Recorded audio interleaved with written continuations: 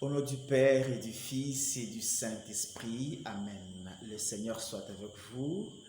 Mes frères, mes sœurs, nous célébrons le deuxième dimanche des temps ordinaires dans l'année liturgique A.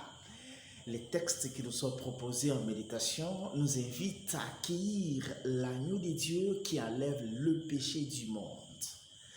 C'est cette présentation que Jean fait de Jésus dans la lecture de l'Évangile, tirée de Jean 1, 29 à 34.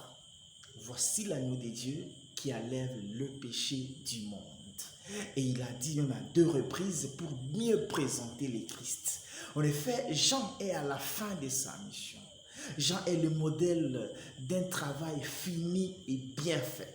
Il a préparé le chemin pour le Christ, il est le précurseur du Messie, et il nous le présente pour que nous sachions l'accueillir et marcher à sa lumière. Jean fait comme une sorte de remise à Jésus de la mission. Il fait comme un rapport parfait de ce qu'il a pu faire pour que le monde puisse accueillir Jésus. Mais Jean dit à 2 reprises, moi je ne les connaissais pas. Moi je ne les connaissais pas. Et donc, connaître Jésus, c'est une grâce particulière parce qu'il dit, c'est celui qui m'a envoyé baptiser, qui m'a dit, c'est lui sur qui tu verras la colombe descendre, mais l'esprit descendre, c'est lui, l'agneau de Dieu. Il l'a vu et il atteste. Donc c'est le Père qui l'a aidé à connaître Jésus, même si après il aura des difficultés à le connaître parce qu'il enverra les disciples pour lui poser la question, es-tu celui qui doit venir devant nous en attendre un autre? C'est-à-dire que connaître Jésus, c'est quand même quelque chose de particulier. On peut citer son nom, on peut crier à longueur des journées, mais le connaître, pour mieux l'accueillir, pour mieux le rencontrer, c'est une grâce. Et cette grâce, il faut la demander au Père, que le Père nous aide à connaître Jésus.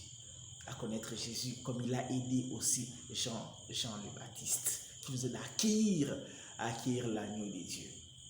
Annoncé par les prophètes, parce que dans la première lecture tirée du livre d'Isaïe au chapitre 49, verset 3, puis versets 5 et 6, par la bouche du prophète Isaïe, Dieu dit, je t'ai choisi Israël, pour que mon nom arrive à conférer de toutes les nations.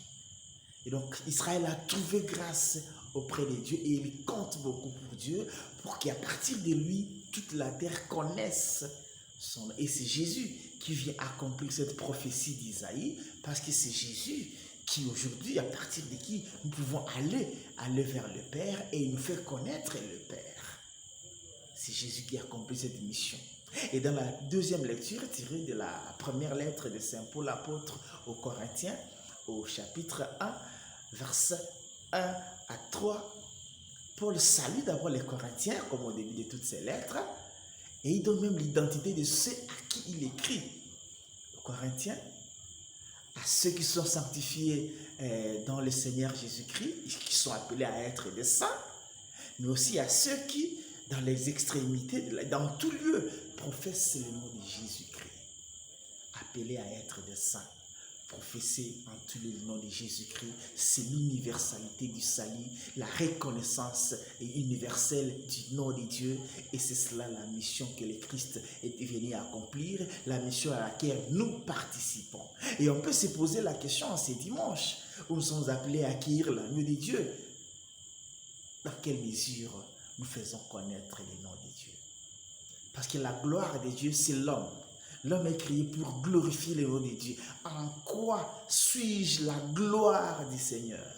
Comment je participe à cette mission de faire connaître le nom de Dieu dans le monde? Être chrétien, c'est bon. Mais être un chrétien modèle, c'est beaucoup mieux. Un chrétien lumineux, flamboyant, qui aide le monde à connaître Dieu, c'est ce qui est mieux davantage. Que le Seigneur nous aide à ne pas nous contenter seulement de dire que nous sommes des chrétiens, bien crier à longueur de journée, qui nous aide à mieux le connaître et qui nous aide à être dans le monde de ceux qui ceux qui font connaître les noms de Dieu dans les bons, ceux qui font en sorte que le monde puisse glorifier Dieu par ses comportements de lumière, comme Jésus avait dit dans l'évangile de Matthieu, au chapitre 5, verset 13 à 16, vous êtes la lumière, vous êtes les sels, que les gens voient vos bonnes œuvres, et à partir de vos bonnes œuvres, ils rendront gloire à notre Père. Donc ce sont les œuvres que nous poserons dans le monde, qui feront que le monde puisse connaître, et puisse nous identifier et puisse suivre notre exemple pour glorifier le Seigneur. Que le Seigneur nous aide donc ce dimanche à acquérir l'agneau de Dieu et être dans le monde les reflets de sa lumière. Bon dimanche à toutes et à tous et que Dieu vous bénisse, le Père, le Fils et le Saint-Esprit. Amen.